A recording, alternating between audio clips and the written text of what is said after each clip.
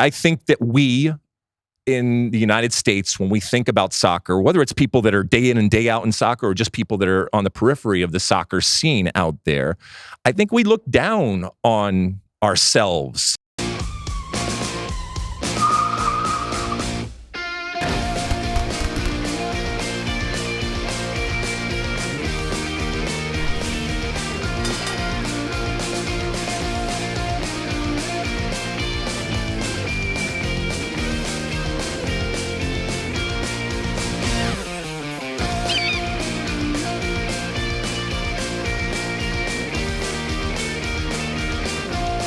Hello, Sunshine.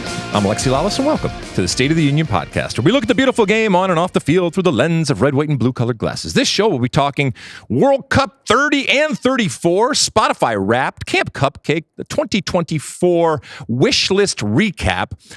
Let's see, Champions League action, some must-watch movies, and so much more. But first, joining me as always, my friend, my colleague, my guiding light, David Mosse, a soccer savant and a Fox Soccer researcher and writer extraordinaire.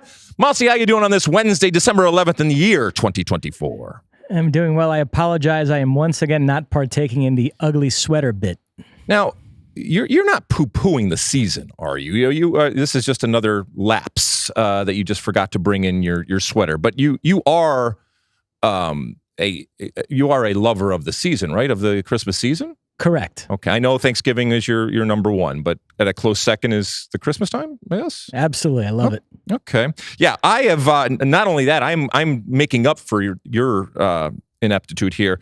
I brought out yet another Christmas sweater that I have. It's got all sorts of U.S. soccer stuff over here. I don't know where we got this one. I don't know, but this has been in my closet, and so I brought this one out. I've already gotten some compliments here on the fifth floor walking around, so people dig it. I thought about wearing my Zorro outfit again, just to dress up in something. Hey, buddy, you were awesome in that. So anytime you want to wear that, it doesn't matter whether it's a Christmas time or Halloween or anytime, you feel free to do that. Mosse, quick before we get into what you were watching here, I mentioned the Spotify Wrapped season, and people have responded. So I want a quick shout out here to some people here. Let's see here. Okay, so this is the lists of podcasts that they have listened to, and their top 5, top 10 list comes up here. So let's see here. How about Eric Solis over there? We are number 2 on his list for the year, behind, let's see, Bad Friends. Then he's got some Spanish language stuff, Football Picante. So in good company there. Let's see. How about, who else do we have here? Someone named John Valdez, I think it is. We are number 2 on his list, behind Locked On Giants. I think that's a baseball pod there. And then he's got the Best of the Coast to Coast and Total Soccer Show. And then I think there's another one here from Josh Anderson. We are number 2 on his list too, behind Eye on College Basketball. So for a lot of them, or the ones that we have gotten, but we're ahead of Joel Klatt. Joel Klatt in third position, taking down Joel Klatt. We are in the second position. So keep them coming. We are so appreciative of the fact that you listen and that it shows up here, not just in your top 10 or whatever, in top 5 here. And we will be giving away a prize to one lucky winner who has sent in their Spotify Wrapped season. Now, have you watched anything or seen anything you want to mention? As promised, I did go see Anora, which is a movie that's attracting lots of Oscar buzz. It's about a stripper in New York who meets this young Russian guy. They have this whirlwind romance. They end up getting married, and then all sorts of craziness ensues when the Russian guy's parents find out about it. Good movie, entertaining. I'm not sure it's as great as some of the reviews I've been reading. It felt like a movie that has a beginning and an end, but no middle. I'll be curious to see what you think of it when you go see it. Have these already been nominated, or are they getting Oscar buzz? The nominations are not out yet for the Oscars, but if you Google, you can see articles that are predicting which movies are going to get nominated. So for now, I'm working off of that. Got it. I don't have anything specific, but I'm curious, Mosse, because I think I've mentioned it over the years. There are certain movies that come on that I have to watch, and I was clicking through the other day. Again, nothing really coming up right now for me, and I haven't gone out to the movie theater in a while. But Zero Dark 30 for me is just, I have to watch it.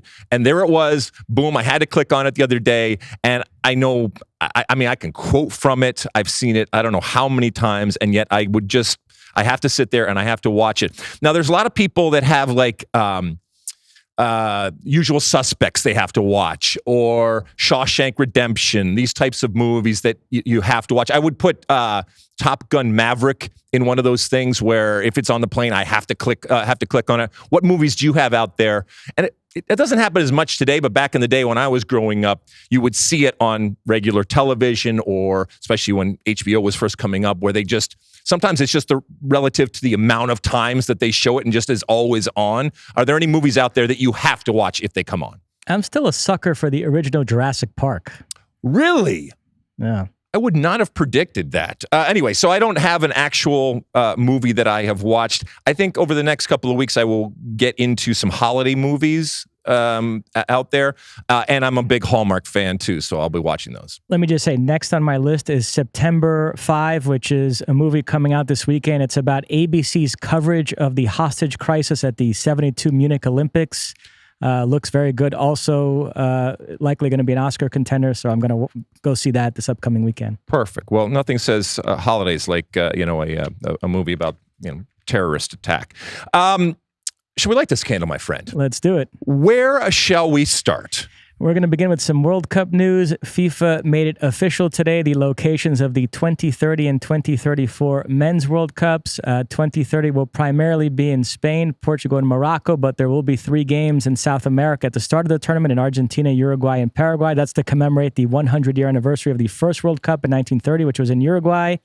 And then 2034 will be in Saudi Arabia. We know you're part of the FIFA family. You're pals with Gianni Infantino. Hopefully you can remain objective here. What do you make of this?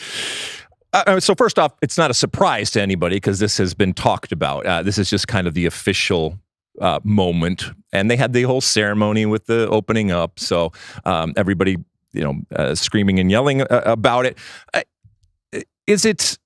I'm really interested to see. So let's take the last one first, the Saudi Arabia one first. I'm really interested to see the juxtaposition with what we went through and saw with Qatar, because while on the surface there are a lot of similarities, it's also a very different country. Geographically, it's much bigger, but they are certainly, in the same way that Qatar did, using the World Cup as a way to, I guess, introduce or reintroduce themselves to the world. What we did not find out today is whether this is going to be yet another Winter World Cup. For those that remember, Qatar originally was given as a normal Summer World Cup and then was changed to have a Winter World Cup given the temperature realities that exist there. There are plenty, again, of stadiums that will be built for this Saudi Arabia World Cup. And it remains to be seen if those are going to be roofed or climate controlled, because that is an actual issue. But I'm interested to see what Saudi Arabia does different, what they learned from Qatar, and what all the different issues, the visas, and the geopolitics of the area. When it comes to alcohol, all the different things that they will have seen Qatar go through, and they will not want to have the same challenges or make some of the same mistakes going forward. And then I'm always interested to see when the Saudi Arabia circus leaves town, as it were, what is left? What is the legacy of a World Cup in Saudi Arabia? Before we go back to the one, Saudi Arabia thoughts. A couple things. With the tournament expanding to 48 teams and more than 100 games, I thought that these jumbo bids with 3 or 4 countries were going to become the way of the future. We'll have that in 30, but 34, we go back to one place. At least as of now, I've not heard of any other countries getting involved in that World Cup. So it'd be interesting to see if Saudi Arabia can handle all those matches. Well, I think they can handle it. I think that they have the money, certainly. I mean, they have the size. Someone was asking me about, if you remember, during the Qatar World Cup, we did a segment on the traditional attire and dress, the thobe. And I had actually looked up when the announcement came today about the different types of thobes. And you can actually break them down. Yes, there is a general aesthetic relative to comfort and ease that is involved when it comes to the thobes. But there is also specific countries and cultures that have some little differences. And so the thobe that I have, or that Stu Holden has, doesn't necessarily work for Saudi Arabia. So who knows who's going to be involved? Who knows what it's going to look like from a broadcast perspective? But if we are fortunate enough and privileged enough to do yet another World Cup, and this one in Saudi Arabia, who knows? It may be time for another Thobe. On the geopolitical front, when you talk to people who work for these soccer organizations, what they always say is, if a country becomes a global pariah, we won't deal with them. You'll notice there are no tournaments taking place in Russia these days. The 2022 Champions League final was supposed to be in St. Petersburg, and UEFA took it out of there. But we haven't reached that point with these Gulf states. They are very much a part of the international community. The U.S. has embassies there. They have military bases. They do business with countries like Saudi Arabia and Qatar. The U.S.'s leaders visit those countries. Leaders of those countries visit the U.S. So soccer people point to that and they say, why do we have to be the moral arbiters of the world? Again, don't shoot the messenger, but that's what they say. And also, I mean, you used Russia as an example. I mean, we kind of got in under the under the deadline there, and the world and obviously Russia changed dramatically. Who knows when, as Americans, we are going to find ourselves in Russia again. And this neck of the woods, when it comes to Saudi Arabia and that region, obviously has a history of being volatile, but. So things could be very, very different come that time, both on the ground there and around the world, and how we look at Saudi Arabia. But who knows? For now, it's going to be in Saudi Arabia, and we'll see how that goes. Going back to the 2030 World Cup, to your point, multiple continents, multiple countries, and in line with the way that it is going, notwithstanding what's happening in Saudi Arabia, the way that it is going. Again, this celebration of the centenario what are we calling this thing? The games that are happening in South America. Centennial. All right. So the celebration of this just continues to be kind of weird. These few games that are going to happen, and then the teams that participate are going to get on a plane and come to Europe, where the rest of the tournament is happening. It just seems very scattershot and different. I'm not saying it's not going to be good, but it just seems very, very weird. I think it is absolutely farcical. South America wanted to host this entire tournament. They put together a jumbo bid. They were really playing on sentimentality and romanticism. They thought that might win the day. It didn't. FIFA clearly liked the Spain, Portugal, Morocco bid better, which is fine. So just hold the tournament there. But this attempt to split the difference and give South America 3 games, I think is absolutely ridiculous. And does this now count as South America having hosted a World Cup? Because, they do this regional rotation. And right. So does this now count and South America goes to the back of the line because of 3 games? So I do wonder about that. And wouldn't this now be a World Cup that is going to happen on 3 different continents, right? Because South America, Africa, and Europe, right? For 30? Is that what's going to happen here? Yeah. My goodness. Now, I will say, I think Spain, Portugal, and Morocco is terrific. Yeah. So that part of it will be very fun. The final, I suspect, will be either at the Bernabeu or Camp Nou. That's going to be interesting which way they go on that. But yeah, I am looking forward to that. Spain, a country that, as we talk about, has given so much to the sport in recent years. So I think this is just reward for them. Morocco, remember, they finished runners-up to the CONCACAF bid in 26. So now they get a piece of it, and Portugal too, great country. So looking forward to that. Morocco has been a bridesmaid for a long time, so I'm actually excited. And both men's and women's, the programs that they have, the soccer madness that they have in the good positive sense, I'm excited to see what they do, because it's almost like this reward for constantly being around and hanging around. It must be a happy day for Lothar Matthäus, our former Fox Sports colleague. Remember, he was tied into the Morocco bid in 26. When they didn't get it, he was very upset. That sort of contributed to his falling out with Fox back then, but we don't have to get into that. Quick question. Do you think that 30 being in his home country is a bridge too far for Cristiano? I do, yes. Our colleague Judy Boyd was asking us about that right before we started taping. He'll certainly be there as an ambassador, but I don't think he'll be playing anymore. He'll be in his mid-40s. That's a bridge too far even for him. You never know. You never know. All right, where should we go now? Well, some U.S. men's national team news. We now know their first 2 matches of 2025. They will be friendlies against Venezuela and Costa Rica, both in Florida. Venezuela's in Fort Lauderdale. Costa Rica's in Orlando. With 2024 winding down, we thought we would look back at a wish list you put together at the start of this year for both the men and women and determine how well everything panned out. Are you ready for that? I will, but just quick on the camp cupcake or whatever. We all know that the January camp traditionally features mostly MLS players or players that have a break or players that aren't playing with their European teams and can get away. and play these games. But I do think, once again, traditionally, they haven't been great opponents in that January camp because it's not a FIFA blackout date, and it's very difficult to get it even in normal times.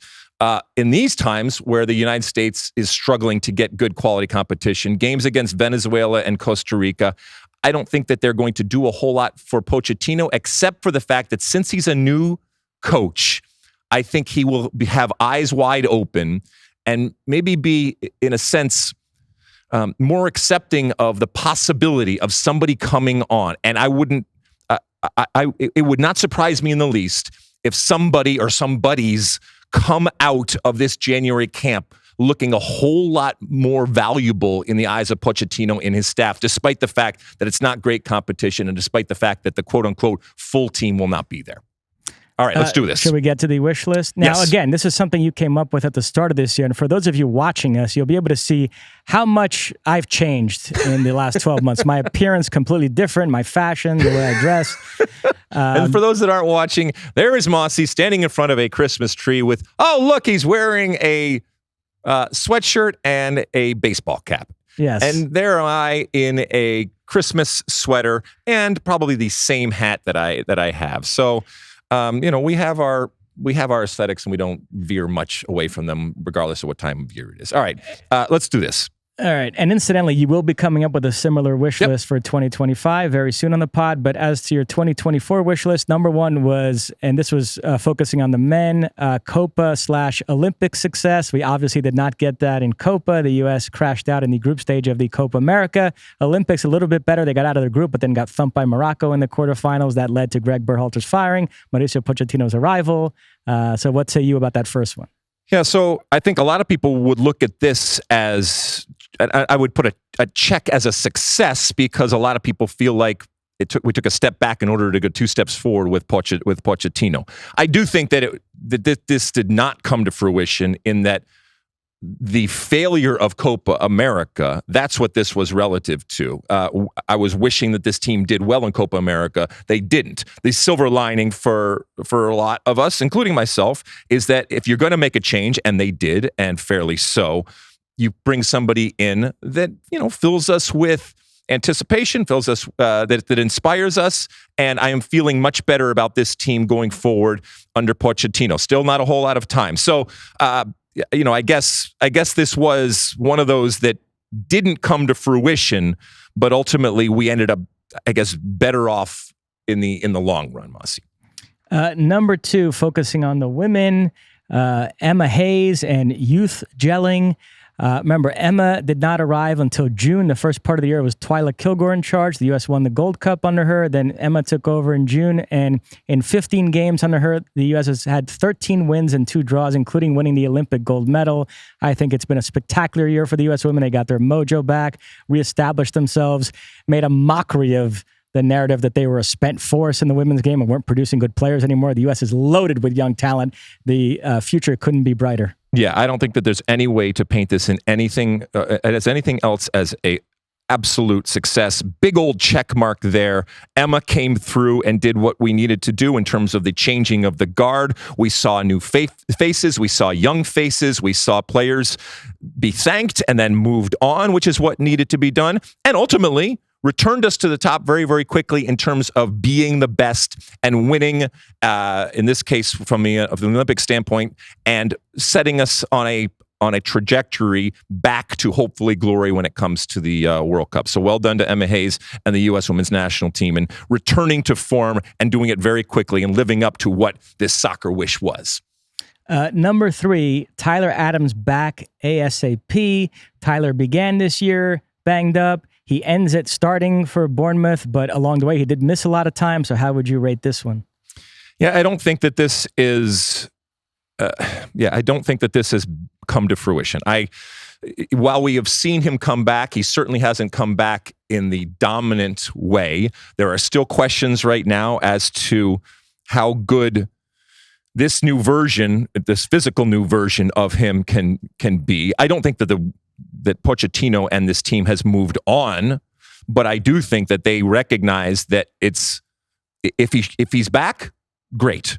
But I think this one is still a jury out type of situation. And so I guess that wish list would just continue on. But I don't think that box was checked as to Tyler Adams coming back. And more importantly, the Tyler Adams that we have seen reappearing.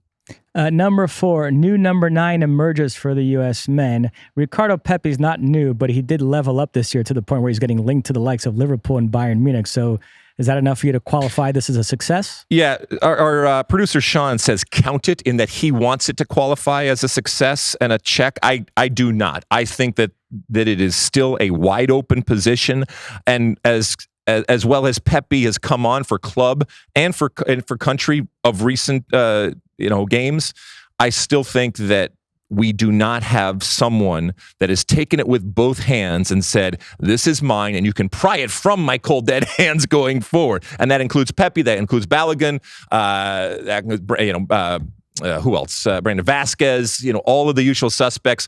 Sargent came in, got some opportunity, didn't score the goals, then got hurt and all this kind of stuff. So again, I think the number 9 position continues and will continue into 2025 being a open position. And who knows? Maybe it's Pepe's by the end of 25. A year from now, we're sitting here going, all right, now it's all about Pepe, but I'm not ready to say that in the least right now. A lot of editorializing by Sean in today's rundown. Have you noticed that? He's full of takes. Well, he's it's getting into the Christmas spirit for Sean. He takes some liberties here as we get kind of willy-nilly towards the end of the year. So he's also incredibly stressed by this upcoming Tennessee-Ohio State playoff game. That's true. You noticed that? Yep, I've seen it. Number 5 on the wish list, Gio Reyna finds new club. At the start of this year, he did move to Nottingham Forest on loan. That was a disaster. He's back at Dortmund. For the most part, has been out of the mix this first half of the season. Now, something happened today, which was interesting, which we're going to talk about in a minute. Nevertheless, it's only one game. So as 2024 draws to an end, still feels like Gio Reyna's club situation very up in the air. Yeah, and while at that point we were talking about him moving and finding a new club. And I think we're adamant, and we were not alone at that moment because it was not going well. I guess we can zhuzh it a little and say, okay, or reestablishing himself at his own club. And notwithstanding the fact that he started today, like you said, we'll talk about that here in a second. I don't think that this came to fruition. I still think that Gio Reyna, there are questions and question marks about what he is in this version. And again, we've just talked about Pochettino, where if you're not there, it's a problem. I do think that he values him. I do think that he rates him, but there is still a question, as there will become this January transfer window and certainly next summer, relative to Gio Reyna finding a different place where he is a consistent starter. Speaking of Gio, we transitioned to match day 6 of the UEFA Champions League. I mentioned on our last pod that Gio had come on as a sub against Gladbach at the weekend and played pretty well, and that this might be a step in the right direction for him. And lo and behold, he was in the starting lineup today for Dortmund's showdown with Barcelona. Barcelona ended up winning this game 3-2. Rafinha and then Ferran Torres with 2 goals off the bench. Guirassy scored both for Dortmund. Gio played just over 70 minutes. I thought he played okay, and hopefully this is the start of him getting more playing time there. Yeah, I mean, if we didn't have Gio on the brain and we watched this game, I don't think that we would have said this is his best game that we have ever seen. But I also don't think that we would have said that he didn't deserve to be there or that he looked out of place. He didn't dominate the game by any stretch of the imagination. But again, you're playing against Barcelona. Ultimately, Barcelona wins that game. But this is obviously a good thing. I think it was a little surprise when the lineup came out that in this particular game against Barcelona, he was going to start. But I guess it bodes well for his future that they have the confidence in him from a physical perspective that he can withstand it. Going 70 minutes involved in the play, had some moments of, I guess you could call it magic, but I don't think he did him. I think he did himself some favors, and I think that this is a step in the right direction, but it's just a small step, and we'll see ultimately how this plays out going into the new year. PSV suffered a 1-0 defeat away to Brest. Tillman started. Pepe and Ledesma came on as subs. Luke de Jong got the nod up front and was ineffective. I do wonder if Peter Bosz is going to reconsider his pecking order there, because I'm sorry, the last few weeks, Pepe has been the more productive of the two. It does feel like any match where they start Luke de Jong, you're not going with your best option up front. Yeah, and that's what we talked about it on the show earlier this week. That's what you want any player to do, is to press the issue and put pressure on the coach and put pressure on whoever you're competing against. And that's what Pepe has done. I mean, not for nothing, Brest is sitting where? 7th in the league when it comes to Champions League. So this is a solid team. And oftentimes when we're talking about the Pepe situation, we're talking about PSV of late, we've been talking about them beating up on, I guess, minnows in league play, in their league play. This is a different type of animal that they came up against. AC Milan claimed a 2-1 home win over Red Star. Rafael Leão and Tammy Abraham scored the goals for the Rossoneri. Pulisic out injured. Mosse started. So big 3 points for AC Milan. So Mosse. Okay, all right. Mosse started and Pulisic out. Yeah, all right. I mean, I'm good with this. I'm still. Take the Pulisic part of the equation out, Mosse. When you're looking at this AC Milan team, it's not an elite team. It's not one of the great teams in the world in terms of who they are just specific. I'm not talking about the brand. I'm not talking about their legacy and the history and all that kind of stuff. But specifically as a team, this AC Milan is okay, average when it comes to Serie A. So if they can find some love here when it comes to Champions League, I'm good. And if they can do it with an American on the field, albeit not the starring American that Pulisic is, I'm good with it. I was going to say, not to read too much into your reaction just now, but it seems like Mosse on his own is not enough to get you juiced up about AC Milan. You need the Pulisic factor as well. Yes, although I have a soft spot in my heart for Mosse, because I think he's got a very high ceiling. I think he's gone through a period that he's come out of. He has made himself not just available, but valuable to both of his coaches, whether it's national team or club, that he can play multiple positions. And I still think that from a U.S. men's national team perspective, that Mosse, when he is in the midfield, I just love him in the middle of the field as opposed to out wide. But the fact that he is playing, that's a good thing. But yeah, I kind of want the dynamic duo, if you will, of Mosse and Pulisic on the field. You won't get it this upcoming weekend either. Milan have Genoa, but Pulisic, as we talked about in our last pod, sounds like he's going to be out 2 to 3 weeks, so he'll miss this match as well. Hopefully Mosse get a nice little rest. Get a nice little rest.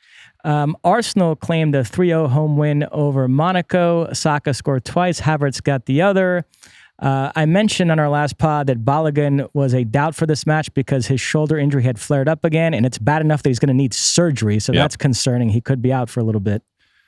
Yeah, I mean, it's not like, we need to move on from Balogun, but yeah, when you're out for a long period of time, again, you have others that are pushing in the form of Pepe, and he had hurt his shoulder, evidently. Mosse came back and now did something immediately to the point where they have to go in and clean it up now. So if you're going to do it now. And again, come back in 2025 and challenge for that position in the way that I think a lot of people believe that you can.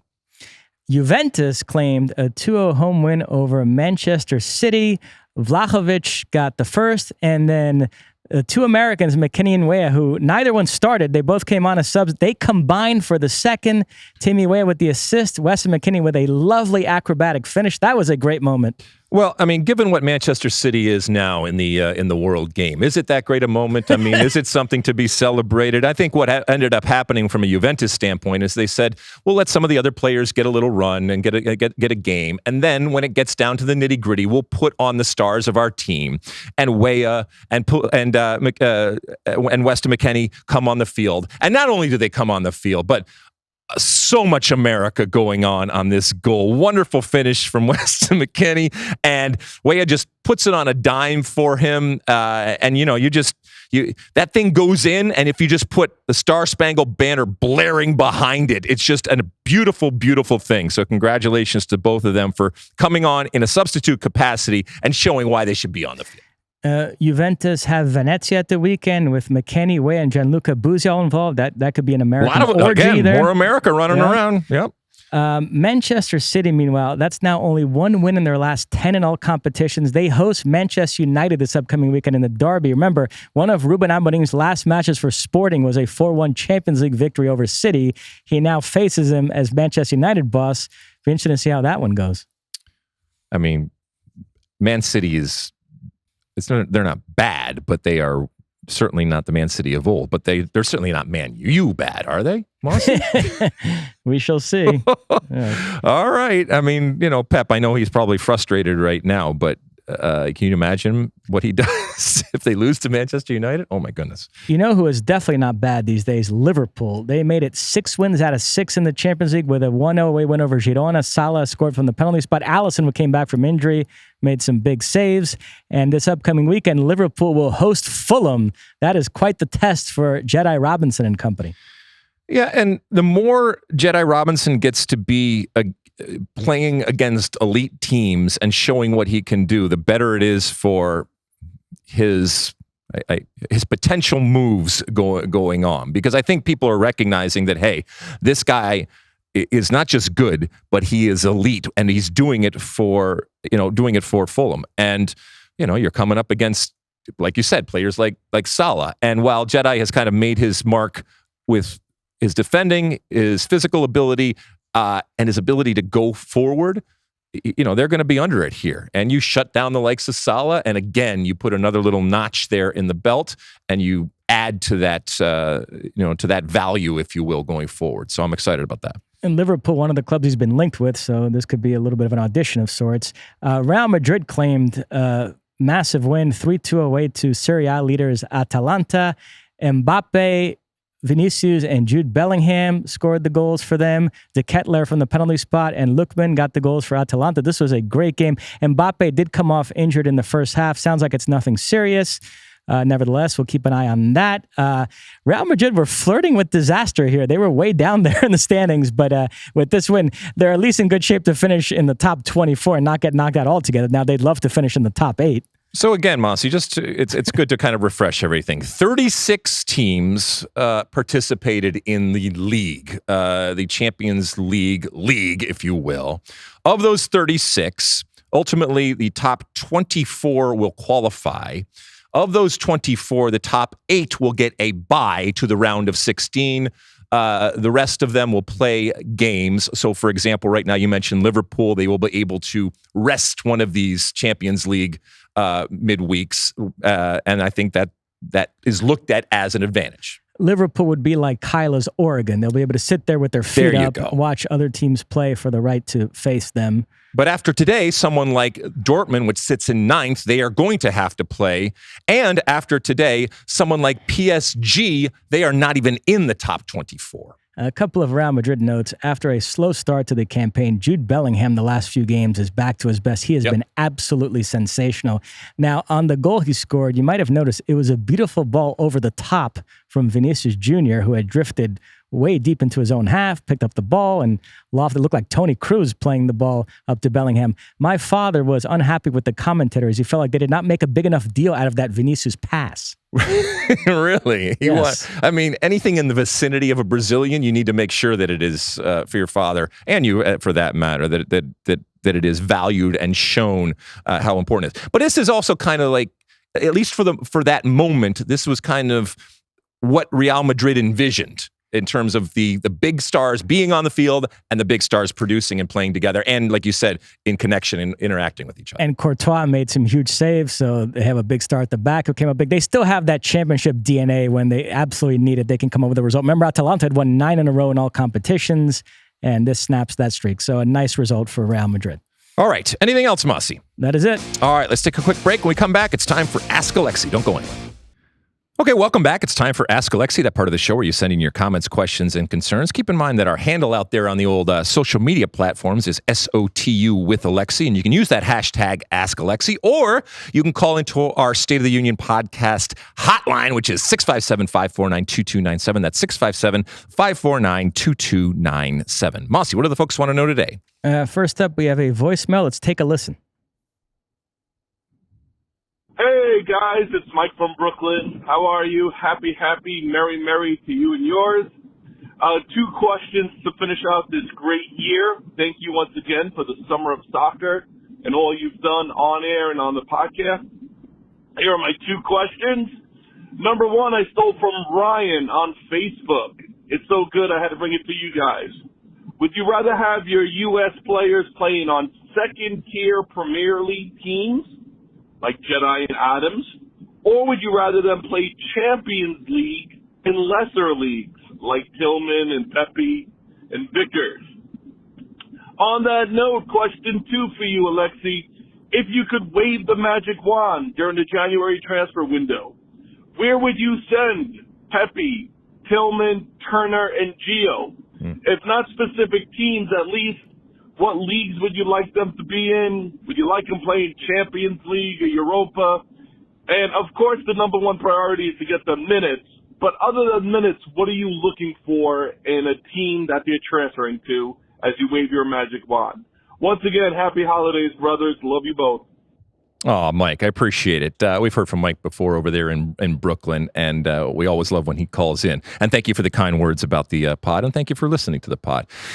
Okay, so when it comes to U.S. men's national team players and where would you rather, and I think did he reference Facebook? Is that what's happening? Is Facebook still a thing? Do people still have that? Is that Evidently. okay? All right. Well, good for you, Mike, over there. Would you rather have your U.S. men's national team player play in a second-tier EPL team or a second-tier league, but playing Champions League? It's a good question. I think I would rather have them playing in a second-tier EPL team like Jedi Robinson, as he mentioned, playing for someone like Fulham. And that's not to say that the experience of playing in Champions League isn't not just good and beneficial, but also relative to the national team, because this is what we're talking about here. We're relative to the national team in terms of giving them the best possible experience. I think that, while we talk about the disparity, Mosse, of leagues and the haves and the have-nots and the separation between the top and the bottom, I think you have to admit that when it comes to the EPL, it's a lot less. Yes, there are haves and have-nots, but it's a lot less than some of the other leagues out there. And so I think if you are playing for a mid-level team, I think you're getting consistent, and we're assuming that the player is going to play or is playing there. I think you're going to get a consistent level of competition that I think is good for you. It's such an interesting question. I was actually discussing this with John Strong and Stu Holden last week in our Fox dinner at Manhattan Beach. Yeah, you have these Americans that go to these lesser European leagues, whether it's the Scottish League or the Belgian League or even the Eredivisie, and you think, boy, is it really worth leaving MLS to go to those leagues? But if it's going to the top teams in those leagues, it does mean you're probably going to be playing in the Champions League every year, so there is some cachet to that. I think it depends on the position. If it's a striker, I would rather him play for one of the best teams in a lesser league, a team that's going to be on the front foot and creating chances in most of their games. However, midfielder, defender, you could maybe talk me into second-tier Premier League team being a better landing This spot. is my counter to you, though, because, again, this is through the lens of U.S. men's national team, all right? So while you could argue what's good for the player, I'm arguing what's good for the U.S. men's national team. We know that while the U.S. men's national team has progressed and evolved and grown, it is still not yet at the elite level. And so I think you can get a false sense of security, whether you're a forward or anybody else, playing on some of these teams. And again, that disparity that you were talking about, you are going to play if you are at a lesser league, let's just put that in quotes, a lesser league, all right? Even if you're playing at the top, where the one or two teams have all the money and all the players, that means that every week you're going to be playing against a much better team, all right? And again, you might get a false sense of security if you're a striker or a player in general. And then, let's be honest, if you're playing at a lesser league, the reality is that while you may play Champions League, it might be a very short stay in Champions League, and you might get your ass kicked. And really, the experience of actually going and getting on the plane and going and playing those games, how much does it really changing you? So I think that's where I fall when it comes to that. As far as his next question, though, waving our magic wand, if you will, when it comes to Pepe, Tillman, Turner, Gio in this next January window, I think when it comes to someone like the situation with Pepe and the situation with Gio might be very, very different. I think we all want them to play. I think what Serie A has already proven to be relative to American players. I think that certainly they would look at those players as potential values, and I would love for any of them to find a good quality Serie A team to be playing with. But before I turn it back over to you, Mosse, I want to mention that, over the last couple of weeks when myself and Landon Donovan have dared to suggest that a player possibly look at MLS as an alternative, as something else when you're not playing, or it's not going well in the situation that you are. I even saw the folks over at CBS had a whole segment on Landon's comments, and I think our friend Clint Dempsey was part of that. And this is what it's designed to do. It's designed to get people to talk, and it's designed, I think, to be provocative. I just don't look at it as totally crazy or out of the realm of possibility. I also don't look at it necessarily as detrimental in the way that a lot of other people do. Although it did not work as well as Landon intended, because I did not see the Unfiltered podcast on any of those lists that we showed at the beginning of our pod. Well, today. They're new. Believe me, they can come pry it out of our cold hands. So a couple of things on this list. I don't think Pepe and Tillman will move in January. That feels like more of a summer thing. But we'll lump all these guys together and say, if at any point in the next couple of windows they move, where would you like to see them go? One guy that I am going to be bullish about MLS is Matt Turner. I think he's being stubborn there. I don't know how many different Premier League teams he needs to go to and sit on the bench before he realizes that he needs to go back to MLS the way Zach Steffen did. So I think that's eventually what's going to happen with Matt Turner, and it should happen sooner than later. But would you prefer him to go back to MLS or to go, I don't know, like a Belgian team or something like that? I mean, again, this is where we get into the perception versus reality. And is the league really that good? And is it really good for you to be doing that? And, a goalkeeper just, save the ball. If you're saving the ball in North America, as opposed to saving the ball in South America or saving the ball in Europe, does it matter? I don't know. But I go back to, and we'll talk a little bit more about this later in the perception versus the reality and the way that we talk about MLS, and I guess the way that has changed over the years. As far as Gio, if he were to stay in Europe, I like La Liga for him. In the window that he went to Forest, you heard teams like Real Sociedad and Sevilla mentioned, and I think those would have been much better fits than Forest, and it never materialized. I don't know if it was his choice or those teams backed off, but Gio to me feels like a La Liga player. Perhaps Mallorca, if they're cheap owners, are willing to open up the checkbooks a little bit. We know their owners, and boy. And then as to the two PSV guys, I know Stu's been banging the drum for Pepe to go to Serie A. I'm good with that. Yeah, that could be a good fit there. Tillman feels to me like he could go back to the Bundesliga. Remember, he was at Bayern, on loan at PSV, and I could see now that he's proven himself at PSV, perhaps going back to a good team in the Bundesliga. So that's where I would come down on all of those. Okay. Anything else? We have a question on X. Oh, okay. I've heard of that one.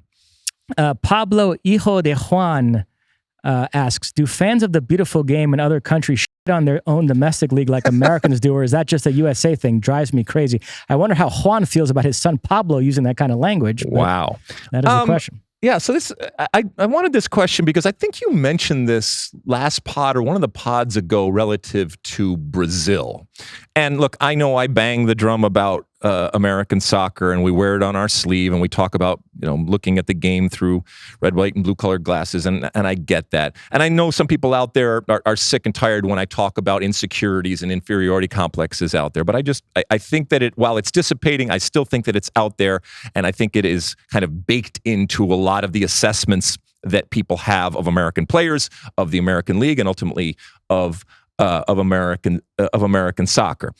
I think that we in the United States, when we think about soccer, whether it's people that are day in and day out in soccer or just people that are on the periphery of the soccer scene out there, I think we look down on ourselves. And I think too often we apologize for what we aren't or haven't done. And it drives me crazy, but I understand it. And it has changed. It has changed over the year.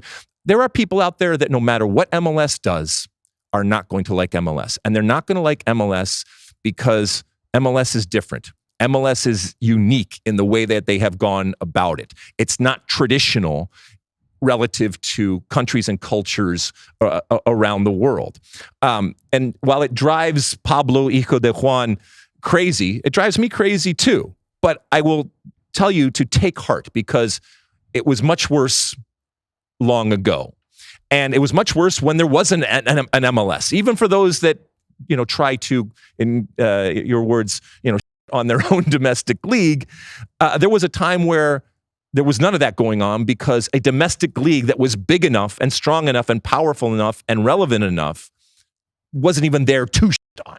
So it's always interesting to me, the contrast with Brazil. Over the years, whenever you've made statements like an MLS team would thrive in the EPL or Carlos Vela is one of the top 25 players in the world, people say to me, Mosse, how does your head not explode? And I tell them it's because Brazil is a nation of Alexi Lalas. I'm used to it. In Brazil, it's the other way. People are so fiercely proud and protective of the domestic league. There is immense pressure on Brazil national team coaches to call up more domestic-based players. And I always find it puzzling here where it goes the other way, and a U.S. coach gets criticized if he deigns to show some respect to MLS. So, yeah, it's a funny But contrast. The way you're framing it there, you make it seem like me and others are Pollyanna and delusional in our nationalism, if you will, and delusional in our case, Americanism that we have. I raise my hand in that I understand that I am biased. I have baggage, American baggage, if you will. I raise my hand that, when it comes to American players, I'm going to give them the benefit of the doubt. Hell, for years, Mosse, we've done a podcast that's basically about that. We tell you right off the top of the show that we are looking through red, white, and blue colored glasses. And that's a good thing. I think it comes from a place of pride. I think it comes from a place of respect. I also think that, it comes from a place of work and toil. And again, I am 54 years old. I do have, some perspective and understanding about how far we have come. And this is not to grumpy old man it or to say you should understand what's going on. But I can continue and will continue to fight that fight because I feel that it is a worthy fight. I feel that it is a good fight to fight. And I feel that it's a fight that needs to be had, to not let people, whether it's you or anybody else out there, get away with this insecurity that they have, with this inferiority complex that they have, with this apologetic nature that American soccer folks tend to have. To get back to Brazil for 1 second, I do think a lot of my fellow countrymen are delusional, and every year they get a reality check around this time of year. I don't know if you saw the result today, but we've talked about the expanded Club World Cup. There actually is an Intercontinental Cup taking place this year. It's kind of a funky format. Real Madrid get a bye all the way to the final while the other teams have to play a bunch of matches just to get to that final. Today, Pachuca hammered Botafogo 3-0. Same score that they beat Columbus in the CONCACAF Champions Cup final. Rondon got 2 that day. He was among the scorers in this one. Idrissi also scored a great goal. And listen, Botafogo, it's the end of a long season. They retired. They played a crazy amount of games this year, so there were some extenuating circumstances. Nevertheless, I found it interesting because the Brazilian media was already projecting ahead to a Botafogo Real Madrid game and discussing how Botafogo would match up, and then they get drilled. And actually, I don't know, if you consider this Intercontinental Cup an extension of the Club World Cup, it's actually the third time in the last 5 years that a Brazilian team has even gotten to face the European club. They lost earlier than that. Palmeiras lost to Tigres. Flamengo lost to Al Hilal. So it is interesting how, Brazilians, they decry European snobbery, but then they look down on all the other regions and they very often get burned a lot more than Europeans do with their snobbery. So it's just kind of an amusing dynamic for me. All right. Anything else here from Ask Alexi perspective? That's it. All right. Let's take another quick break. When we come back, it's time for One for the Road.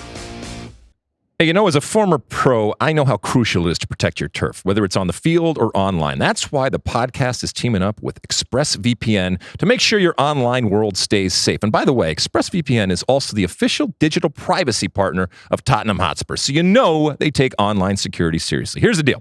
Your internet service provider tracks and sells your data. But with ExpressVPN, your data is encrypted and secure. No spying, no selling. It hides your IP address and protects your passwords and banking info, even on public Wi-Fi. ExpressVPN is easy to use. Just one click protects up to 8 devices at once. All right, so if you want to keep clean sheets on online activity, take advantage of the special offer and get an extra 4 months of ExpressVPN free when you sign up for the 12-month plan or 6 months free with the 24-month plan. Go to expressvpn.com/Alexi and get up to 6 extra months of ExpressVPN, the new official partner of Tottenham Hotspur. That's expressvpn.com/Alexi to get up to 6 months of ExpressVPN absolutely free. All right.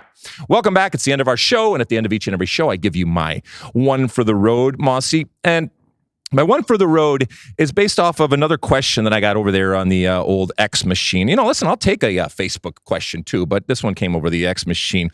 When our friend over there, 5 Strikes Forever, asked me about if MLS drastically raises spending, will viewers follow, or is it the other way around? And, around the MLS Cup, which we talked about earlier this week, there's a lot of talk about what MLS is, what MLS isn't, going into its 30th year. Is it as much as it could be? And, these are evergreen types of conversations. We've been having them since 1996. And obviously, on and off the field, Major League Soccer has changed dramatically. I would argue, without a doubt, for the better. But there are some out there that think that it is problematic in the way that it goes about its business on and off the field. When it comes to the actual spending of money, first off, it is night and day relative to what was spent back in 1996 when MLS came online and what is happening today. However, as we know, Mosse, Major League Soccer, unlike the other major sports here in the United States, is competing with the world. It is competing with other leagues and other teams around the world. And when it comes to the expenditure, Major League Soccer, while it has increased and certainly has put itself into the conversation, it is not on the level of most other leagues around the world. The question is, can they be? Absolutely. 100% if MLS wanted to be on the same level of the likes of the EPL and La Liga and the Bundesliga and Serie A, they certainly could. If you look at the deep pockets, if you look at the billionaires and multiple billionaires that populate the ownership of Major League Soccer, they could do this.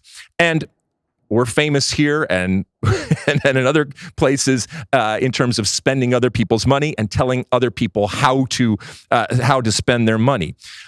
If MLS wanted to be the number one league in the world, and it can happen, that migration can happen. MLS, like I said, has the financial capability to do so. And MLS has this unique advantage, and that is playing in a country, and I guess it would be countries because of Canada, playing in a country and countries that players actually find attractive, that players, and by the way, their families want to come to. So that migration that we have seen in the past that happened, albeit in Europe when it came to, when the Bosman ruling and the European community opened up, and Italy, that migration that happened to the EPL, that can happen in terms of continents. That can happen into the United States because of the unique aspects of Major League Soccer and of the landscape that we have. But it has to be a priority. And it has to be a goal. It has to be about being big. It has to be about being bold. It has to ultimately, I think, be about being American. And until that happens, MLS, in the way that people see it, and I guess by extension, American soccer, the way people see it, is going to be looked at as less than the rest of the world. And so, when you ask here if they just raise spending, will viewers follow? It's not just as easy as that, but people equate the amount that you spend oftentimes with quality. And again, the unique aspects of the United States where you are up against other traditional sports, shall we say, that is something that's not easy to overcome. And America and Americans, and certainly American sports fans, are used to having the best. And when they look around the world and then they look inward at what we are, or more importantly, I guess, what we aren't, the result is we are not the best. And while I might talk about that bias and I might talk about the insecurities and the inferiority complex, this is on MLS. This is on the MLS owners. You want to change hearts and minds? It is up to you to do so. You can scream and yell about the realities, but whatever the perception is, that ultimately is your reality as a business. And so as we go forward again into 2026 and beyond, I still maintain hope that at one point I will see that big and that bold and yes, that American type of ambition relative to Major League Soccer. Because if it is done, I guarantee you that migration will happen and we will see something the likes of which this sport has never seen. Mosse. A couple of miscellaneous notes before we go. I neglected to mention this at the top of the pod, but tomorrow the last 2 episodes of The Day of the Jackal come out. I've gotten Sean Sullivan into that show. Yep. He's excited about it as well. Speaking of Sean Sullivan, we mentioned he's nervous about Tennessee facing Ohio State. The winner would take on Oregon.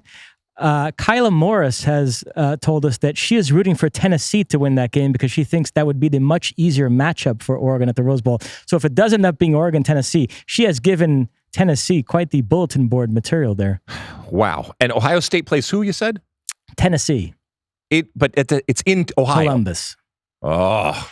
Now, important note for Tennessee, if they win that game, they cannot plant the flag the way Michigan did because that is now a felony in the state of Ohio. We were doing so well, and now you're going to rile me all up here. I think did you see this story that came out? This is ridiculous. This is ridiculous. That you got politicians spending their time. Mosse, we were doing so well, and now that's it. I'm done. Absolutely insane. You talked about a farce earlier in the podcast. That is a farce. That is absolutely ridiculous. All right. You know what's not ridiculous? Everybody that tunes into the State of the Union, thank you so much for tuning in. Everything before we go? You got anything? That's it. That's all it. Right. Keep reviewing, keep downloading, keep subscribing, keep doing all the different things that you're doing, including, by the way, the Spotify Wrapped. I just love the fact that people are sending that in, and we are so pleasantly surprised, I guess, and obviously honored that we are even anywhere in your Spotify Wrapped best of the year. And we are in good company with a lot of these other podcasts over here, and it's just grown and grown and grown, and we're looking forward to growing it even more in 2025. We have some big things coming in 2025, and we're really excited about that. Keep downloading, reviewing, subscribing, all the different platforms out there. Keep smashing the subscribe button. You've done such a wonderful job this year, especially when it comes to over there on the old YouTube channel. Smash that subscribe, left, right, up and down, double fisting in the festive time. It's even better when you do it around Christmas. So do that and do all the different things that you do out there. We'll talk to you again next week. Enjoy the weekend, whatever type of football you are watching out there. Enjoy the soccer, enjoy the football, enjoy all the different things that happen on and off the field. And we'll talk to you again next week. And until then, and as always, my friends, size the day.